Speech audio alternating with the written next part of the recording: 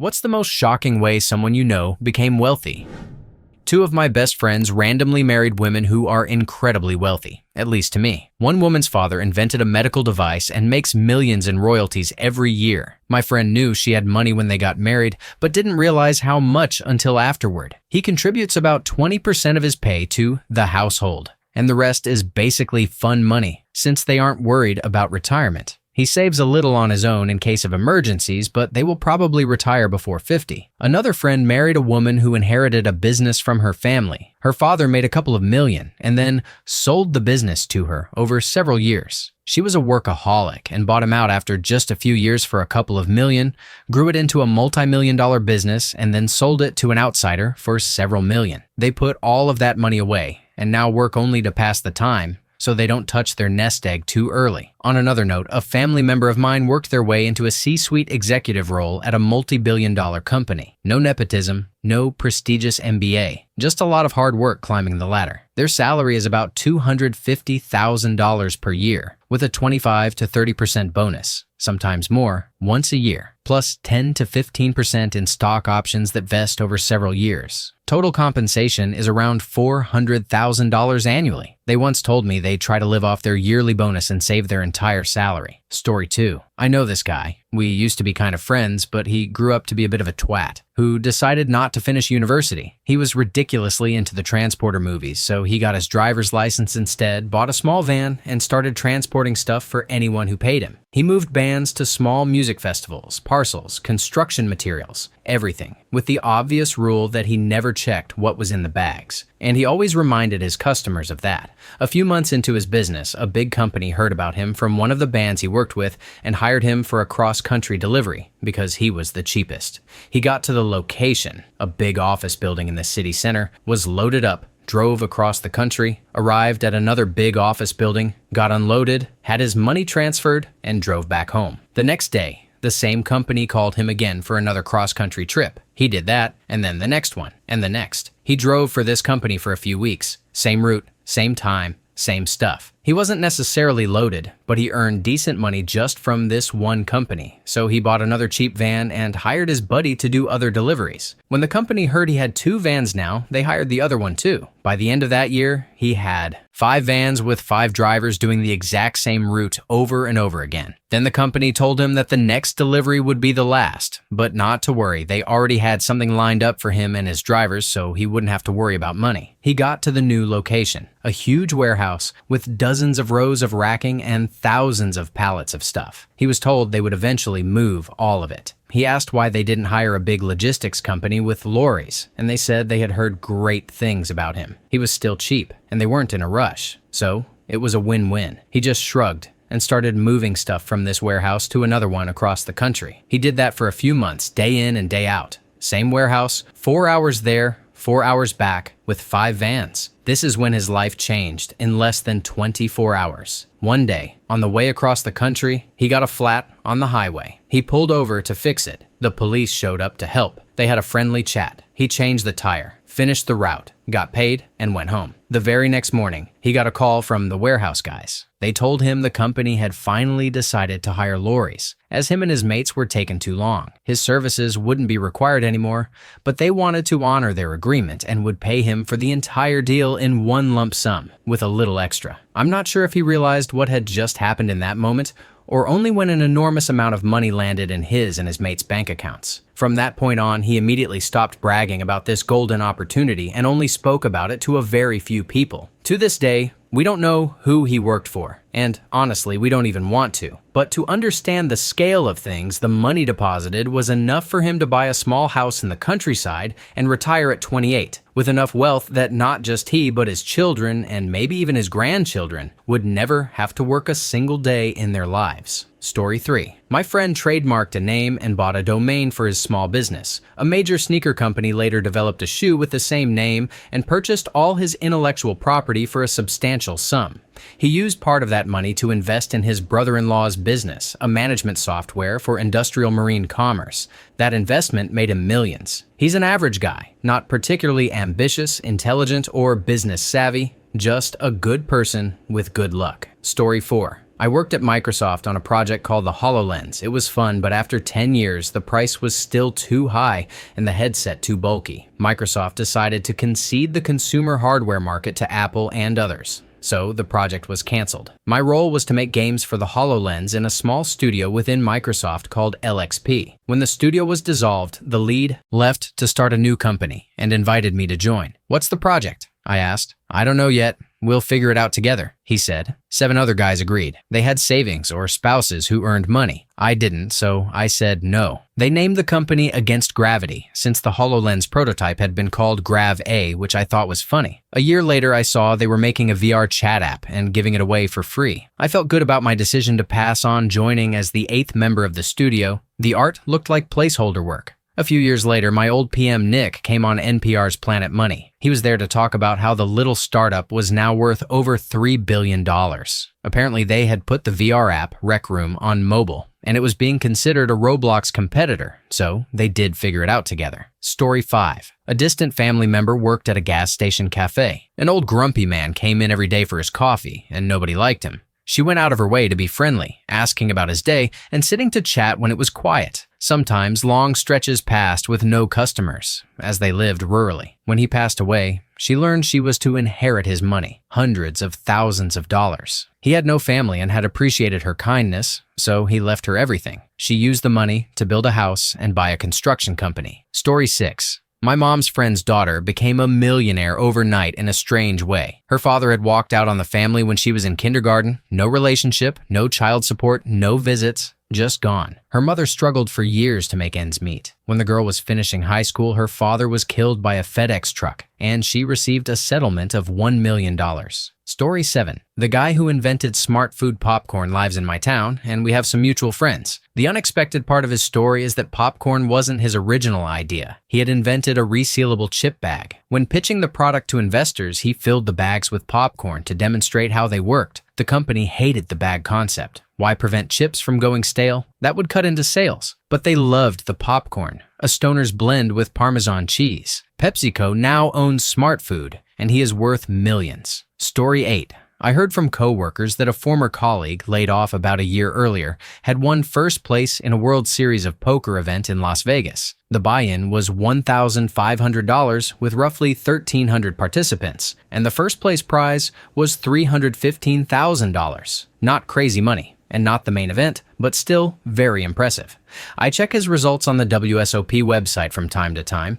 He seems to go to Vegas every few months to compete in several events, placing well enough to probably cover his trips and take home a few $1,000s, but nothing near as impressive as that first win. Story 9. My ex's mom and stepdad started caring for an elderly couple on their street, bringing meals, helping around the house, taking them to doctor's appointments, and so on. Eventually, the couple passed away. A little while later, they received a call from an attorney saying the couple had left everything to them. At first, they didn't think much of it. The couple had been poor, living in a small house in a modest neighborhood, with old cars and no fancy vacations. They were basically living just above the poverty line. Then the lawyer revealed the couple had left them tens of millions of dollars. They now live a very different life. Story 10. Something very similar happened to my aunt. She lived in an old neighborhood with modest houses and older cars. One of her neighbors was an elderly man who was partially deaf and had cancer. My aunt noticed he never came out to get his paper, so she started bringing it to his door, then helping with his mail, and eventually taking him to doctor appointments. He had a couple of kids, but they were never around to help. They became friends. After some appointments, she'd take him out for pie and coffee. Once, he said he wanted to be useful to her, so she let him watch her dog for 2 days while she went out of town. The dog ended up fighting a squirrel in the backyard, and when he tried to separate them, the squirrel bit him. She had to take him for a rabies shot in the butt, and they both laughed about it. After a couple of years, he passed away. She didn't expect anything. He hadn't lived a flashy life or owned much. It turned out he had changed his will 3 years before his death to include her. She inherited an entire large estate in Hawaii and a small yacht. His children hired lawyers and tried to make things messy. Being very religious, she didn't feel right keeping everything, so she gave them most of it. They settled by giving her a couple of $1,000,000. In the end, not a bad outcome, and she still had a friend. Story 11. Not wealthy, but a few years ago, Ring had a contest for the best Halloween video filmed on a Ring camera. My friend and her husband spent the whole weekend making one just for fun and submitted it. They ended up winning the national contest and $100,000 in prize money. It couldn't have happened to a better couple. They are two of the nicest people you'll ever meet. Neither works in a very high-paying field, so the money allowed them to buy a nice, modest house in a good neighborhood near downtown. We were all very happy for them. Story 12. My best friend from high school grew up poor. When his brother got married, he hooked up with a bridesmaid he met at the wedding, which turned into a long-distance relationship. It turned out he had gotten her pregnant the night of the wedding. Her family was very traditional, so she wanted to get married. He agreed, mostly to be near his child. She moved to our city, and they got married. Her father owns a massive company in the Northeast. About a year later, he missed his daughter enough to offer them a house, pay all their moving expenses, and give my friend a job at his company. For the last 20 years, my friend has had a job where he does almost nothing, gets paid a lot, and has no debt. They have 2 sons now and a very happy marriage. Story 13. A kid who lived down the street from me growing up tried to get me to invest our paper route money in buying domain names for established businesses that hadn't yet gotten on the internet in the mid-90s. I declined because I wanted to spend my money on dumb stuff. I don't know exactly how much he made from that, but it was enough for him to sequentially start several companies in web hosting and later cloud storage. Each company he started, he sold for increasingly larger amounts. Now, according to a Google search, he is worth over $300 million. Story 14. This didn't make me rich or give me FU money, but around 2010, I wanted to learn the basics of mobile development and created a flashlight app. Over its life, just a few years, the app generated about $80,000. It took less than 2 hours of work, and I had zero ambition for it. Much of that money went into my kid's 529 college savings account. My oldest graduates this year, and that money will cover their college. It was a decent amount, invested at a good time, and some more has been added since, though not in large quantities. Story 15. A friend of mine started doing yard work for the owner of his shop when the owner got sick. Over time, the owner opened up and let him into his house, which he was very embarrassed about because he was a hoarder. My friend kept everything quiet to avoid embarrassing him and helped clean it up. As the man's illness worsened, my friend kept him company and visited often, and they developed a true friendship. My friend was one of the only people the man had left at the end. When he passed, my friend discovered a special clause in the will allowing him to buy the house for pennies on the dollar. Now, my friend owns a house in an affluent neighborhood worth close to $1 million, but pays very little for it. Story 16. I have a friend who is an autistic loner type who never showed any entrepreneurial traits. He just worked at a large company as a regular engineer. At work, he befriended a manager, an older guy, old school and obnoxious with no formal education, who got everything through connections, made a lot of money, and wanted to start his own business. He was looking for a business partner who could complement his boldness and charisma with professional knowledge and education, and he chose my friend. My friend had the skill set but was young, broke, and inexperienced, so he wasn't a threat. Together, they formed a classic doer and thinker duo, like something out of a high cartoon, a love-hate relationship vibe. And they have been making millions running their own company for several years now. Story 17. A bunch of guys I worked with had a lottery pool in the mid-90s. They did that for about a year and somehow won a second or third prize payout, which they split up. I remember one guy paying off his wife's school loans with the money. A couple of others bought new cars. A few of them decided to do some work outside the office and got interested in e-commerce and interactive websites, technology that was just starting to take off. Their idea was to create an online listing site for vacation home rentals, searchable by location and text, and to charge landlords a listing fee. They sent paper mail advertisements to vacation areas and bought some online ads. Travel agency websites also agreed to host ads and links. Traffic went up steadily, especially after they registered the site with search engines like Yahoo, Lycos, and AltaVista. After a couple of years, they made back the startup costs, and for a couple more years, it became what they hoped for, an income supplement. They showed up at work tired sometimes as they kept improving the site, and by then, they seemed only minimally interested in their office jobs. By 1998 and 1999, all of those lottery guys were gone. A friend from the group later told me he had retired after the site was bought for millions by a major company. He was not yet 40 years old. Story 18. He had a small surf shop in the UK. In the 80s, on a surf trip to Australia, he ended up talking with some Aussies who had their own board short brand called Billabong. He made a deal to use their name so he could print and sell t-shirts and board shorts with the brand logo from his shop. He also did a few deals with other surf shops in Tenerife and Portugal. The Australian company grew larger and branched out to Asia and South Africa, then became so big that they were looking at an IPO on the ASX. Before they could go public, they realized that the guy they had made the deal with owned the exclusive rights to their name and logo in Europe. They bought the name back from him, and the next day, he showed up to open his surf shop in a black Lamborghini Diablo. Story 19. Years ago, my dad's cousin and all the farmers in the area lost their cotton crops to unseasonable rain. The other farmers took their insurance payouts and gave up on the season. My dad's cousin, against better advice, decided to do a second planting. There was just enough growing season left and all the conditions lined up just right, so he ended up with a hell of a cotton crop. Being the only farmer in the area with a significant harvest that year, he was able to sell at a much higher price. He leveraged those profits to buy the cotton gin the following year, then used that income to buy more land and farms. Over time, he also bought into and invested in a number of other ventures. For a fellow who started as a small-time cotton farmer in the 1970s, he is now enjoying a very cushy retirement. Story 20. I know a guy who, around 2010, made an emulator app and ended up making millions. He was about 25 years old. He was a little socially awkward and always trying to buy things to get people to like him. Some friends felt bad for him, so we kept inviting him to things and tried to tell him he didn't have to buy stuff. He was very generous, and unfortunately, some people took advantage of that. Story 21. My father grew up poor in a shack on stilts in Ecuador. He managed to get a scholarship to the United States in the 1940s. Studied geophysics,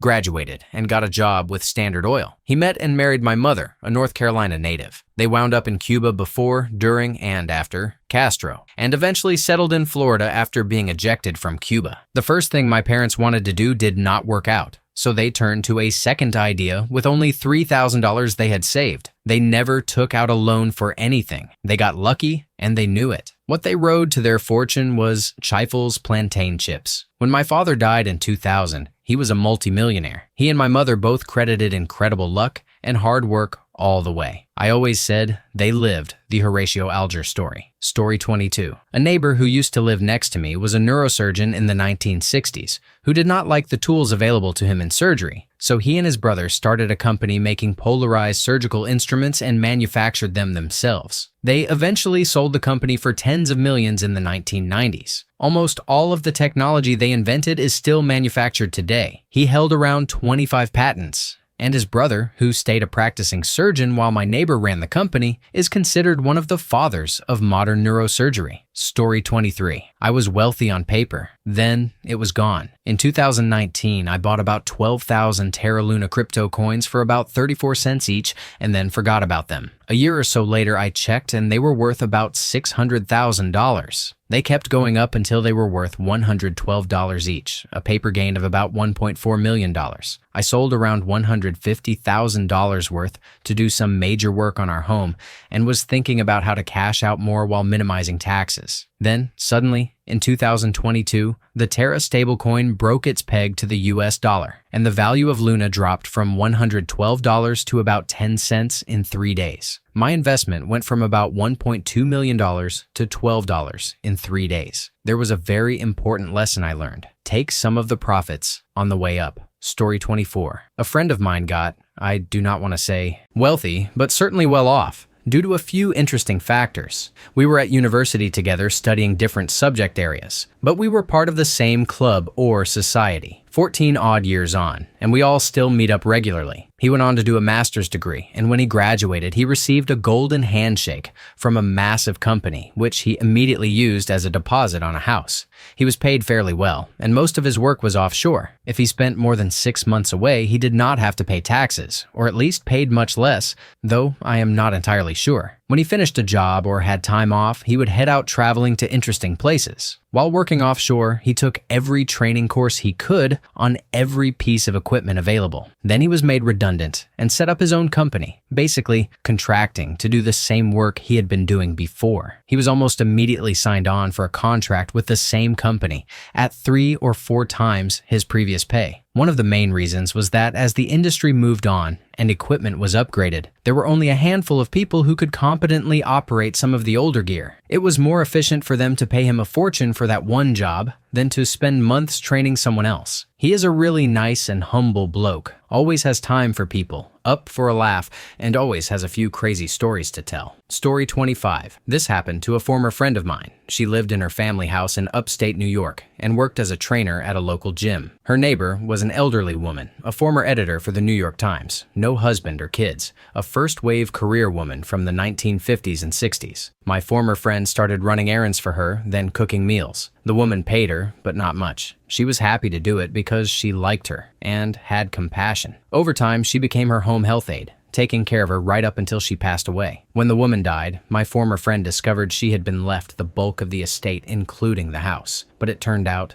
the woman wasn't just a middle-class former editor. She came from a wealthy real estate family. My friend apparently collapsed into a chair when she was told just how much she was inheriting. She's never told anyone the exact amount, but whispers put it in the low 9 figures. No one sees her anymore. She moved to the south of France and cut off most communication. One question we all had was why this rich old lady didn't hire a team of nurses to take care of her. I guess money can make people weird. Story 26. My cousin co-owned a factory manufacturing personal protective equipment, PPE, through a joint venture with several businessmen in China. Our family is Asian, but not Chinese. When he told us about the investment opportunity, with around $100,000 alongside several friends, many of us thought it was a bad idea. We knew very little about what it's like for a foreigner to own a business in China, but from conversations with people who had done it, we understood there were many obstacles and generally considered it risky. The factory initially lost a lot of money, and the other co-owners eventually exited the partnership,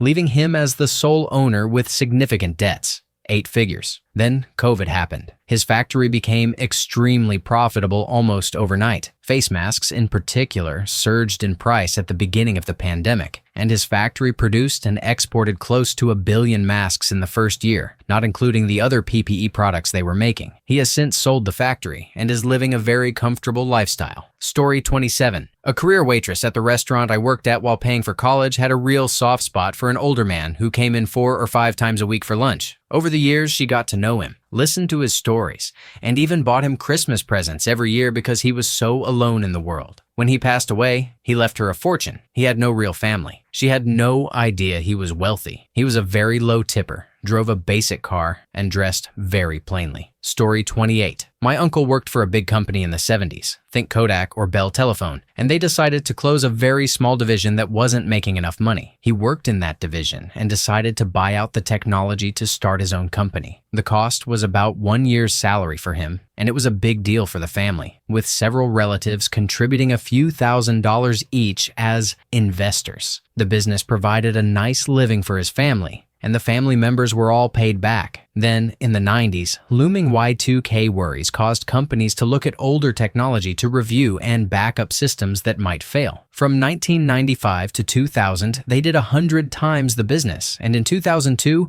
another tech reason arose for the work. He sold the entire company for $100 million.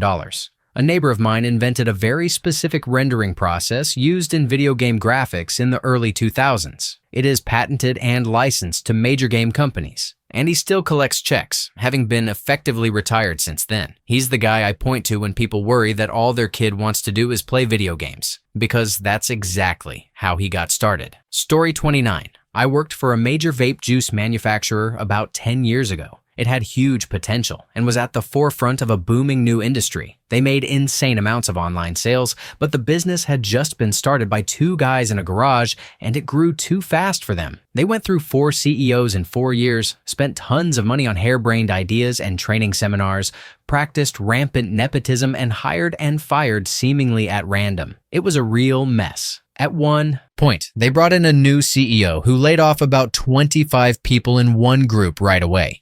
For some reason, everyone got 2 months severance. One of the guys I knew in passing dropped it all, about $2,500, into Ethereum, and less than a year later it had grown to around $450,000. About a year after that, the company shut down. Story 30. Back when CSGO first started accepting user submissions into the game, I told a friend of mine, who's a talented 3D artist, to look into it. Both of us played CSGO anyway, and we were around 18 years old at the time, so we had nothing to lose. His first submission got accepted, and Valve started paying him $25,000 per month for his weapon skin. He had to set up a business for tax reasons. Shortly after, he got another submission accepted and was pulling in anywhere from $40,000 to $50,000 per month. 10 years later, he's bought a nice house outright, drives a supercar, and is pretty well set for life. He still gets paid, though not as much as before since it gradually dwindled. He and I are still close friends, and he's done a lot for me over the years, so I'm really happy it worked out for him the way it did. Story 31. A former co-worker of mine got in on the ground floor of the NFT craze a few years ago. After he was fired, he divorced his wife and spent his time day trading instead of looking for a job. He met a guy on Discord who convinced him to buy a few Bored Ape Yacht Club NFTs. A few months later, the NFT market, especially Bored Ape, exploded. He sold his NFTs for a huge sum before the market crashed and put that money into other crypto ventures. It low-key pisses me off. He basically failed upward. He was in the right place at the right time and willing to take a stupid risk that wouldn't have paid off 99% of the time. Story 32. I had a drug addict friend who used to buy junk food and drugs online on illicit sites. He was an unemployed NEET, living off an inheritance for years, burning through it on stupid purchases every day and inching closer to overdosing with each one. How did he buy all this stuff online? With Bitcoin, buying off the Silk Road. When was he doing this? Around 2012 or 2013. You can probably see where this is going. The guy became a multi-millionaire almost overnight. He used his newfound wealth to get clean, moved out of the country, became a hardcore whiskey collector, though not a drinker, and is now living the rest of his life doing whatever he wants. He hoarded Bitcoin when it was around 2 cents a piece, so he ended up making an unfathomable amount of money. Story 33. A few years ago, a friend of mine unexpectedly came into a massive estate. He had no idea it was coming and suddenly had unlimited money to do whatever he wanted, travel wherever he wanted. He didn't have a loud personality, so he didn't flaunt his wealth. But there were signs. One sign was how often he went on vacation and flew home to see his family. What had once been every few months turned into every weekend. Another was his pay-it-forward mentality. If you were out to dinner as a group, he would quietly go to the waiter and pay for everyone. You never knew he was going to do it, he just didn't want people worrying about the bill. Sadly, he passed away this year from pancreatic cancer. You can't buy your way out of that. He invested a lot of his money, but never truly got to enjoy the long-term benefits. Story 34. I started leasing a ranch near the Bay Area in California in 1982. It's a little over 2,000 acres and very close to Silicon Valley. Ownership changed hands several times over the years, and I was always able to negotiate a new lease with the new owner. In the late 90s, it was acquired by an investor from Taiwan who also maintained a home in Hillsborough, California. All but one of his children went to Stanford and became MDs. The youngest chose to pursue technology. When he graduated, he had difficulty finding a job. I was an executive at a large tech firm in Palo Alto at the time and managed to give him a valuable role. He is now the CIO of a large firm on the East Coast. I also completely managed the ranch, dealing with local governments, fish and wildlife, trespassers, and people trying to start illegal weed farms. It was basically a big hassle all the time that my Taiwanese friend didn't have to deal with. We would meet once a year at a nice restaurant in San Francisco. I would update him on the goings-on at the ranch and pay my annual lease payment. In 2010, we met, and he told me he had stage 4 cancer and would likely be dying within the next year. He wanted me to buy the ranch because of all his many California land investments, this one was the biggest hassle, and he felt his adult children would not have the time or inclination to manage it. I told him it was worth far more than I could ever pay. He sold it to me for such a small amount that I was able to write him a check on the spot. The sum was so low that the title company called the Attorney General's office, and they investigated, assuming something nefarious was going on. I sold the ranch in July of this year for many millions of dollars. Over the years working together, I had come to be considered like family. I had helped his son and kept him out of the spotlight while managing all sorts of problems on the ranch. He valued both of those things, and in doing so, he changed my life. Story 35. My grandfather was just a regular guy working his whole life in a small local local business and never chasing big money. One day, almost by accident, he bought a piece of land that everyone thought was useless. Years later, the city expanded, and a major company needed that exact area. They paid him far more than anyone expected. He didn't become flashy or change much. He just helped the family, lived comfortably, and stayed humble. It was one of those quiet, unexpected wins that came from patience and timing, not ambition. Story 36. I know a few stories like that. My favorite is a good buddy of mine who became an expert in a very niche field. So niche that if I named it, he'd be discovered. There are only about 3 experts on this subject in the United States. It has to do with construction. Whenever an architect makes a change to the blueprints involving this specialized area, they need someone to sign off on the plans, and he can charge basically whatever he wants. These 3 experts know each other and protect each other, sharing work between them. For example, my buddy might charge $300,000 to sign off on something, then call one of the other experts and say, "I'll give you $250,000 to do this job for me. I'd prefer to be on my boat this week instead." He still makes $50,000 without doing any work, just by subcontracting. He made so much money that he took a couple of years off. He even hired another friend of mine and pays him 6 figures just to answer his emails. He's a totally regular cool guy. Modest house, regular car, but he has toys, a ridiculous boat, a plane, and a helicopter because he wanted to get his licenses. He spends most of his time at the beach. Story 37. A guy in my hometown who worked the registration desk at my doctor's office ended up on Who Wants to Be a Millionaire back when Regis hosted. He was a nobody before the show, an overweight comic book nerd in his 20s, still living with his parents in a small blue-collar Midwestern town. To everyone's surprise, he won. He got the million, or whatever remained after taxes. He bought a nice 2-story home outside of town for himself. He fell in love with a very attractive nurse at the same hospital where he worked. But when the money ran out, which I imagine didn't take long even by 1999 standards, his spouse left him and he had to return to his registration job. You can still find him there to this day, albeit much older. Story 38. Throwaway. Because reasons. My ex and I were stuck living together after breaking up. Yay, paying rent in the Northeast. He offered to cover the entire electric bill if I let him run a server in the living room. Sure, not like I could bring dates home with him there anyway. One day, we're hanging out and I ask him what's on the server. There's this thing called Bitcoin, he says. It's digital cash that works without a bank. Because screw banks. Totally anonymous. You can mine it by letting your computer solve problems and it pays you in Bitcoin as a reward. Who knows if it'll catch on, but I like the idea. Cool, I thought. My friends and their partners all thought he was crazy. They made fun of him. He tried to get them into it, even showed them how to mine. A few coins. Both of my best friends, then partners, flat out banned them from doing it, calling him a conspiracy theorist, a loser, a dork. But I thought it was kind of awesome. Just seeing how passionate he was about it was contagious. Honestly, I had no idea if Bitcoin would pay off, but I was happy to let him cover the electric bill and watch my friend, who I used to date, get excited about something. About a year later, he supported me through a dating situation that had gone horribly wrong. We got back together after that and then got married near the end of 2012. A few years later, he cashed out. Let's just say we don't worry about money anymore. And that's why my husband gets to be a serial entrepreneur and a stay-at-home dad. My friends all regret laughing him off, but for whatever it's worth, I didn't see it coming either. Story 39. A quiet colleague I worked with was unassuming and rarely talked, except about football and his team. One day over coffee, he mentioned he had a letter from a solicitor and planned to see them later. A distant relative had died, and as the only living relative, he was inheriting the estate. Later, he discovered he had inherited 5,000 acres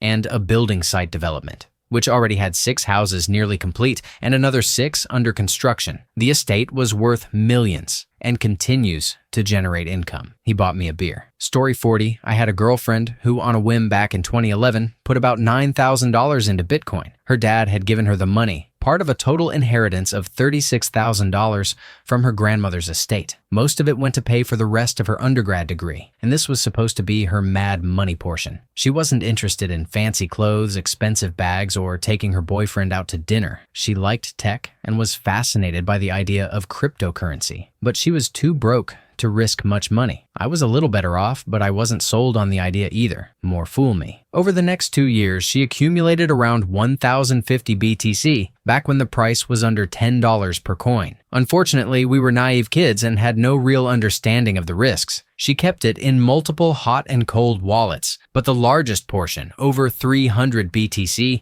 was on a platform called McGox. It promised some degree of safety but ended up being rife with scams and eventually declared bankruptcy in 2014. She sold another large chunk, 400 coins, when it hit $160 per BTC. How she waited that long, I don't know. I would have sold at the first major spike. That sale netted about $55,000 in profits. She set aside around 50 BTC in a speculative hold forever wallet and started selling the rest as they hit different targets. For a long time, though, she mostly just held because it wasn't really going anywhere. In 2017, she emailed me to let me know she was selling 120 BTC for a little over $4,000 each. Another roughly $450,000. She sold her last major block in early 2018 at around $12,000 per BTC for about $1.35 million. She wiped out her parents' debt and was kind enough, truly, to pay off my college loans and credit card debt. Later, tax rules changed and she owed more than she expected, but she still had high six figures sitting in her bank account, along with the 50 BTC in her Hold Till I Die wallet, and she still has those coins, though I understand she borrows against them occasionally. All these years later, we're still friends. She's never married and is really frugal with her own money, but incredibly generous with the rest of us. For example, when my wife was 29 and diagnosed with ovarian cancer, we had terrible insurance because I was just starting my career in banking, and my wife was between jobs looking for something in her field. When my ex heard about it from a mutual friend, she stepped in and paid all our excess medical bills. Sometimes it really is decent people who just get extraordinarily lucky. Story 41. Growing up, one of my neighbors was going through a really rough patch. They were in the scrap metal business, exporting the metals they sorted. Policies changed, they got cheated,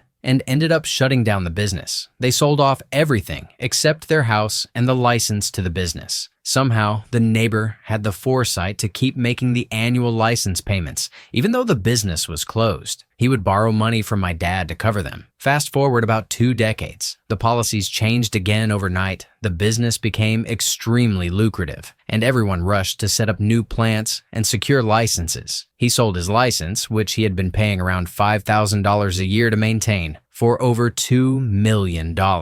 Story 42. He was the sound guy at a small club. He had wealthy parents, so he wasn't really stressed about money, just coasting along. A band came through that he really liked, and he became their roadie. The band became semi-famous, and he worked his way up, eventually becoming their manager and earning producing credits, which gave him a lot of indie cred. Within a couple of years, working became a choice rather than a necessity, but he kept at it. Some of the songwriters he represented ended up hitting the lottery when major artists used their work. He makes a fraction of a fraction on a few mega singles, which turns out to be extremely lucrative. Story 43. I met a friend through a mutual acquaintance. He was in his mid-20s, a party animal, super goofy, enjoyed drugs, but was genuinely kind. He drove about 4 different vehicles, a couple of early 2000s Ford Focuses, a minivan, and a mid-90s Ford F-150, all beat-up cars that barely ran. It wasn't until about a year after knowing him that I realized he was very comfortable financially. He had gotten lucky, becoming president of a small-town bank right out of college, and had been buying, flipping, and renting out cheap houses in 3 different small college towns. I was told he makes a few $100,000 a year and saves most of what he doesn't invest. My mind was completely blown when I found out. Story 44. I knew an old lad in my town here in Ireland. He was a bit odd, what we'd call touched, but in a good way because he had a certain charm. Really shows how culty I am now, LOL. Lovely old man, always stopping to chat. He lived just along the road from the older, very Irish supermarket with the great deli. He cultivated roses and had the sweetest little white cat, called either Baba Cat or the Rabbit, depending on how bold she was feeling that day. Just picturing a little town where everyone kept an eye on him, popping in with dinner for him and the cat when he wasn't well. There was one woman from Poland living in a friend's box room with her son and working as a hairdresser. She would pop in once a week with a bit of shopping and cut his hair because it was physically difficult for him to get to the barber and he liked it short for ease. Big head of snow white hair on him. All the years I knew him. I first met him as a teenager when I moved around the corner, and I'm in my 40s now. Life moves on, but he left a lasting impression. Anyway, he once told me that he viewed that Polish woman as a daughter and her little lad like his grandson. She had escaped an abusive family by marrying an abusive man as a teenager. Ireland was her escape. which is why she was living in a box room with her 10-year-old son. When he passed, she inherited everything. She and her son still live there, and she's now part owner of one of the best hair salons in what has become a cosmopolitan town, right on the Dublin commuter belt. She's minted. The house alone is worth a fortune due to its location, right across from an Aldi and a hospital on the old Dublin Road, just an hour and a half from the city center. Fair play to her. A little bit of kindness really does go a long way. Story 45. I'll preface by saying, it's not what I'd consider a huge amount of money, but it was life-altering for everyone involved. I had a coworker whose sister was about a month away from losing her home because she wasn't working and had run out of money. She was talking about moving in with my coworker and freeloading, which sounded like a nightmare because she was such a difficult person to be around. Then, out of nowhere, she was contacted and told that her ex-husband from many years ago had died unexpectedly while scuba diving alone. They suspect he hit his head on the underside of the boat, knocked himself out, and ran out of oxygen. It was strange, because he didn't have a history of going out alone like that. Anyway, she received a decent payout from his life insurance. I still don't understand how the money ended up going to her instead of his current wife. His current wife reached out, begging her to at least consider giving half of the money to their teenage son for college, but my coworker's sister told them to kick rocks. With her newfound wealth, she managed to keep her home. She eventually sold it and bought a much nicer house outright. Shortly after, she was diagnosed with cancer, which, fortunately, was very treatable. My coworker spent a lot of her own time and money caring for her sister, driving her to appointments, and helping her in any way she could. The sister, however, refused to undergo the recommended chemotherapy. Then, the business we were working at was sold, and we were all looking for new jobs. My coworker was living paycheck to paycheck and couldn't afford to keep her apartment, so she went to stay with her sister in the new house, temporarily, as her sister made it clear she wouldn't tolerate a freeloader. My coworker continued to care for her sister, who was by this point completely immobile and needed assistance with everything. Meanwhile, her sister verbally abused her and wouldn't even let her stay in the guest room, forcing her to sleep on the screened-in porch. She told my coworker she intended to will the house to a humane society because she didn't believe she deserved to inherit it. Her sister gave her until the end of the month to find her own place or be kicked out. Then the sister died in her sleep. She had never updated her will, so by sheer luck, my coworker inherited the house and some money. It was just enough for her to continue living there for the rest of her life. Story 46. A friend of my dad was a surveyor in a poor area. Lots of people who had bought land decades earlier wanted to split it among their kids as their families grew. As the area developed, they'd sell off portions, but none of them had much money. So he would split the land one more time into small parcels, and that small piece became his fee. I worked for him occasionally, 10 or 20 surveys a year. Every time he was splitting land, he'd end up with a couple of acres. The area continued to grow, and he kept taking his fee in what everyone thought was worthless land. That area is Temecula. I have no idea how much he's worth now. He lives in a trailer with his longtime girlfriend, drives an old truck, and spends a little on travel a couple of times a year. He was very smart and retired young. He once told me, "It's just a high score and doesn't really mean anything. Just gives me something fun to do." He's a really nice guy, or at least he was. Story 47. A friend of a friend studied IT management and worked a few jobs, but he wasn't very good at them. He admits this himself, so he kept getting let go. Eventually, he landed a role at a tech startup as their first IT guy. The company had about 20 employees at the time, all pretty tech savvy, so he wasn't really needed. They just wanted an IT team on paper to look good for early investment rounds. He spent most of his days playing games on his computer for about 4 years. Apparently, he could count on one hand the number of actual IT issues he had to deal with, and he couldn't solve any of them, because the only issues that came up were super complex and he wasn't capable. But it didn't matter. The company just outsourced the problems and carried on. No one realized how bad he was at the job because he wasn't really needed. During those 4 years, he earned a normal salary and also received the same pre-IPO stock options as everyone else, mostly software engineers. He didn't care about the stock at the time, assuming it would never be worth anything. As the company grew, they brought in more people, including additional IT staff, who quickly realized he wasn't very good at his job, and he was let go. However, he was able to keep his stock options, which still had a few years before expiration. 3 years after leaving, he wasn't working in IT anymore. He had gone back to school to become an electrician or something similar when he received a notice from Solium, a corporate shares and options platform. It warned that his options were about to expire, so he needed to exercise them or lose them. When he looked into it, he found that in the 3 years since he left, the company had gone public and the share price had skyrocketed. He was sitting on tens of thousands of options. After exercising them and paying taxes, he walked away with just under $3.5 million. A failed IT guy managed to retire in his early 30s purely because of luck. Story 48. I do commercial real estate and was trying to buy a distressed commercial building. The bank had sold it to a guy who was hard to get in touch with. I finally set up a meeting, and he pulled up in a clapped-out Saturn wearing dirty sweatpants. I was very skeptical, but as he talked, I realized he had a huge portfolio, worth over $100 million. He told me he had been a motorhead in high school and started his own mechanic business. He began storing cars for banks that repossessed them, getting paid a daily rate to keep the towed cars on his lot.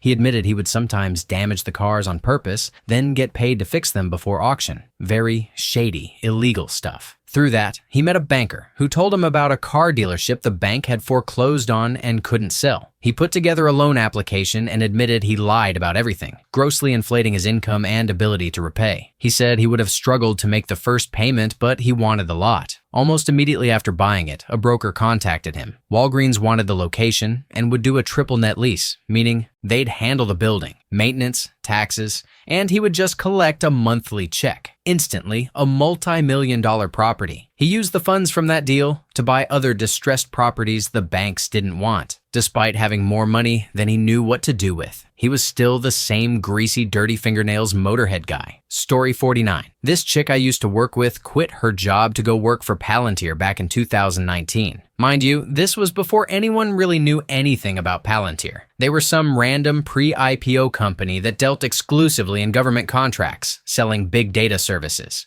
They didn't even pay that well back then. The base salary was around $120,000, and there was no 401k plan. On top of that, they gave her a bunch of pre-IPO stock that was basically worthless. Given that no one had heard of Palantir at the time, their low pay compared to big tech, the lack of a 401k, and the pre-IPO stock as a sign-on bonus. It had all the hallmarks of a company where management knew the stock was worthless and the company was mediocre. Anyway, she insisted she would keep all her stock and never sell because she believed in their mission or something. Fast forward to today, she's basically coasting through work, just waiting for them to fire her. Story 50. When my dad went to live near his parents after college in the 1960s, he worked at a U.S. government site on a project called Project Plowshare. The government was testing the use of nuclear weapons to create underground tunnels and spaces for bunkers. My dad's role for 6 to 8 months was to go to sites with a Geiger counter and check radiation levels. No radiation suit, no protection. Just drive a government pickup truck, park, use the Geiger counter, and report back. When my dad started dying of aggressive thyroid cancer in the early 2000s, I discovered that the U.S. Justice Department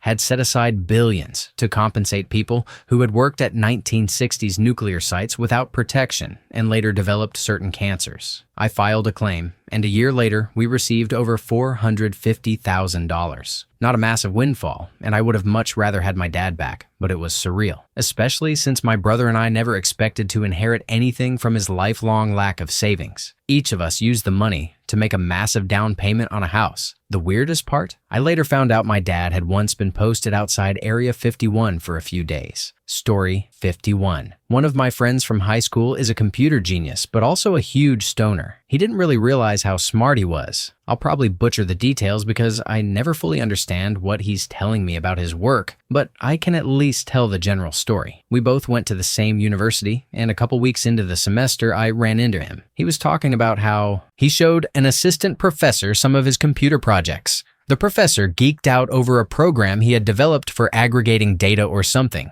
and wanted him to show it to a bigwig in the department. Next thing I know, they were helping him patent whatever he had created, and he was busier than any other freshman I knew. By the first week of summer, he had moved out of the dorms into a luxury penthouse condo and bought a brand new Audi S4. Now, about 15 years later, he holds a bunch of patents and makes a ton of money while living on a beach in Mexico, getting baked. The lucky, smart a-hole. Story 52. My husband's good friend from high school. Mind you, they grew up in an extremely small town of maybe 1,000 kids from kindergarten through 12th grade. Eventually moved to a more populated part of the state after graduating. He's a tradesman, worked a union job, and became friends with an older man he worked with. Not best friends, but he was kind to the man, and they often grabbed food together or hung out in their off time. When the older man passed away, my husband's friend inherited everything he owned, millions in properties and estates, plus hundreds of thousands in investment accounts. He retired young and, last I heard, rode his motorcycle across the country. Edit to add, the friend had one family member reach out, the older man's brother. He admitted their relationship was strained and said he respected his brother's decision to gift his belongings. He just wanted a family heirloom,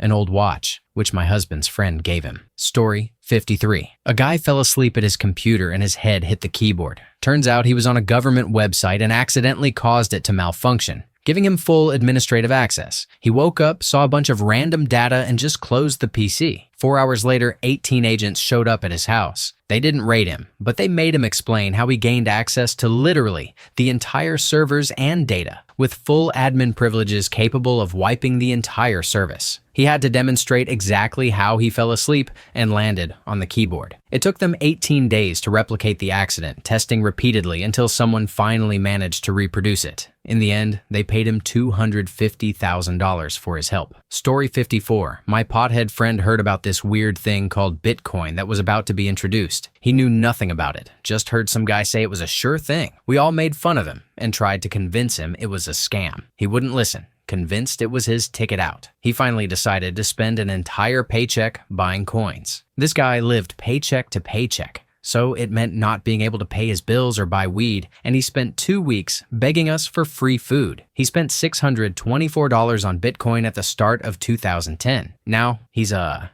millionaire pothead, and the rest of us are still living paycheck to paycheck. Story 55. My dad knew a guy who was studying to become a lawyer. He came across some obscure import duty law, researched it, and realized he could save a cereal brand tens of millions of dollars a year. He contacted the company and told them he could save them a certain amount each year if they agreed to give him 10% of the money saved for life. They initially refused and tried to figure out a way to do it without him, but couldn't. Eventually, they caved. He dropped out of law school and never had to work. Eventually, the import duty changed, so he stopped getting paid. But by that point, he had tens of millions of dollars and never lived an extravagant lifestyle. On a related note, my brother went to college with a guy who fell in love with and married someone from the De Beers Diamond family. Someone I went to high school with married a girl from a very wealthy family. He paints. Story 56. In the 1970s, my dad spent $15,000 to buy half of a failing local newspaper that his brother wanted to buy and run. He was a good publisher and grew the small paper into an important regional publication. Circulation went from fewer than 25,000 to over 180,000. In the early 1990s,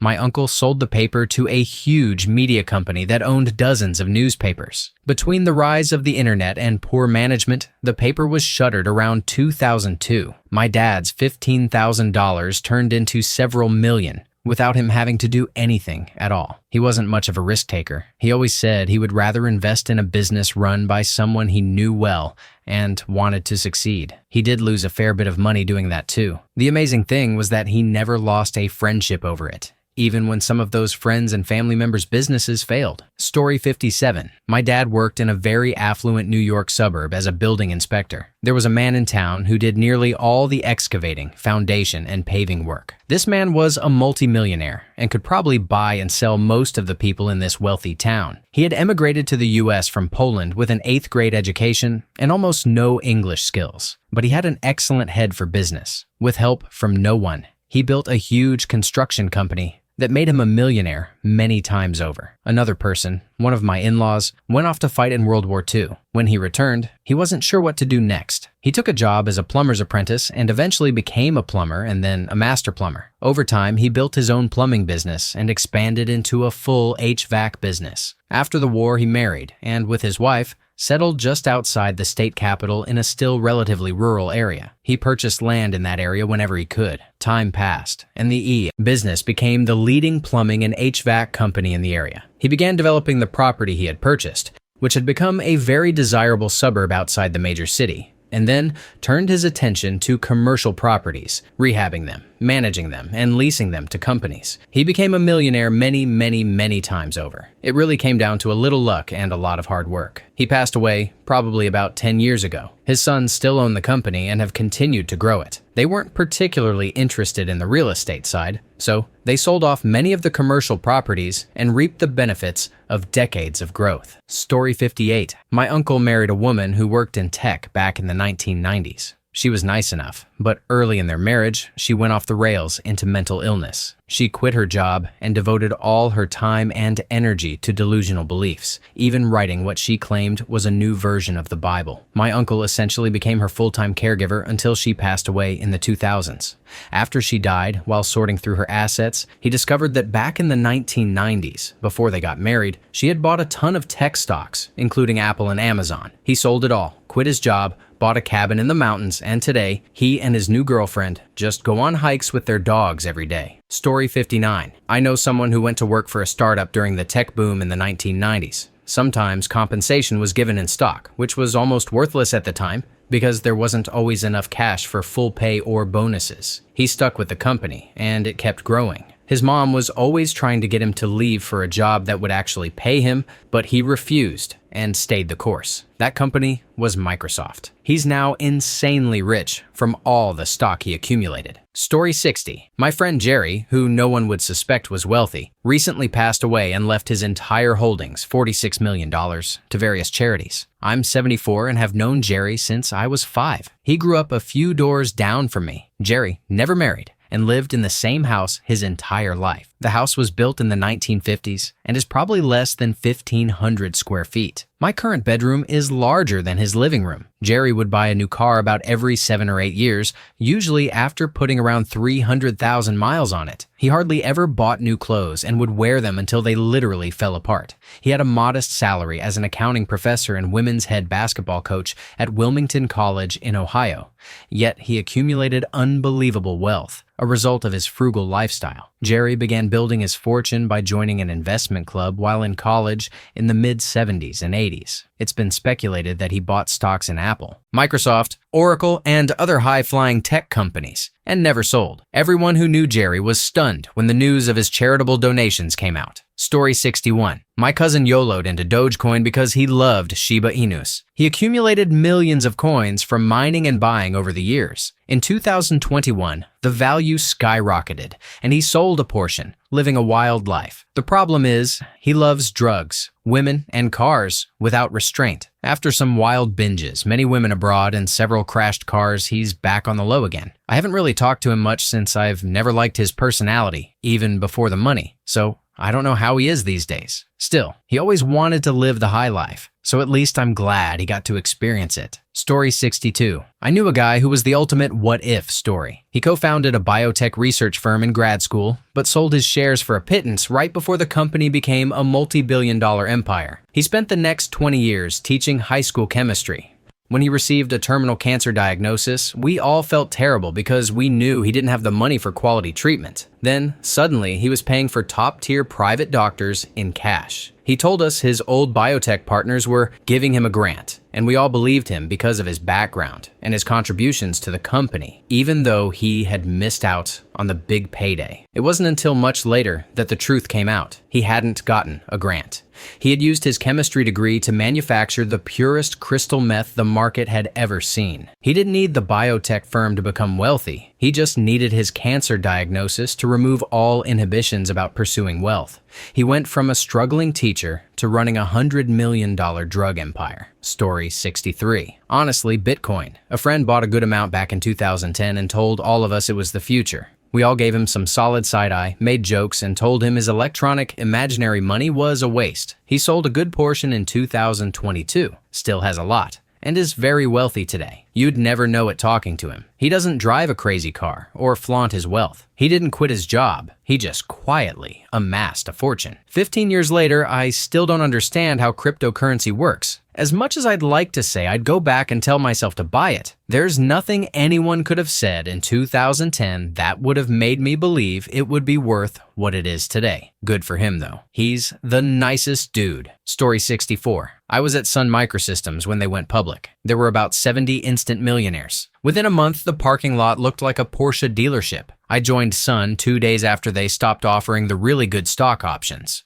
Or I would have been rich, too. A friend of mine was a researcher at SRI. One year, there was this new thing called the World Wide Web. He and another researcher decided to play with it and create a web page showcasing all the interesting work being done at SRI. Management liked it and asked them to make the page nicer and update it regularly. My friend and his colleagues said, "We're researchers with PhDs, not IT guys." So they taught the staff librarian how to write HTML and let him handle it. 2 years later, that librarian left SRI to join a web-based startup. He's now very rich, and my friend is still a researcher at SRI. Story 65. I know a guy named Don who owned a head shop in Chicago in the late 1960s. He was making decent money, more like richest guy in your neighborhood money rather than real wealth. People kept coming into his shop from Canada asking for job rolling papers. Don called every distributor he knew, and either they had never heard of them or had other people asking as well. Since Made in France was the only clue on the label, Don found an attorney who specialized in French commerce. The attorney eventually tracked down the company and sent a letter asking how Don could sell their products in his shop in Chicago. A few weeks later, the attorney received a letter inviting them to the company's headquarters in France. Long story short, leaving out some of the best bits, they offered to sell him the exclusive US rights for $30,000. Granted, $30,000 in 1971 is roughly $240,000 today, but still, Don had only wanted to sell the papers in his shop, and here they were offering him the exclusive US rights. He and the attorney signed immediately. I haven't heard about him lately, but I know he was worth around $20 million in the late 1980s. So if you've ever bought a pack of job papers, thank my friend Don for that. Story 66. A guy I went to school with was a genuine amoral sociopath. He was pretty good at faking being an almost normal human, but the cracks always showed.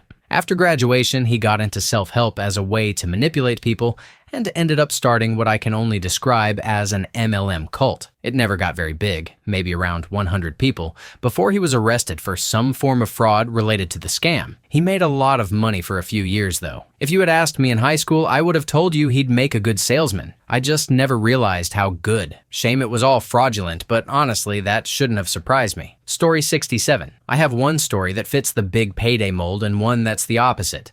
A guy I went to high school with, he was a couple of years ahead of me, got a job around 1994 or 95 with a company building a web-based job search site. They launched the site in 1996. This was early internet stuff, running on Sun and SGI hardware and coded. In C, the site was Hot Jobs, and my friend was one of the founding employees. He cashed out big when Yahoo bought the company for $436 million in 2002. The other story involves my cousin, who went to school at RPI around 1997. At the time, their dorms had one of the fastest internet connections you could get, so he got online and ended up testing some popular software a guy had created. The guy invited my cousin to work with him full-time, but it felt like a crazy risk, so he declined.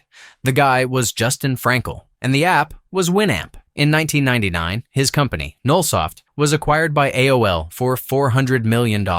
Thank you for watching. If you enjoyed this video, be sure to give it a thumbs up, subscribe, and hit the bell icon so you never miss an update.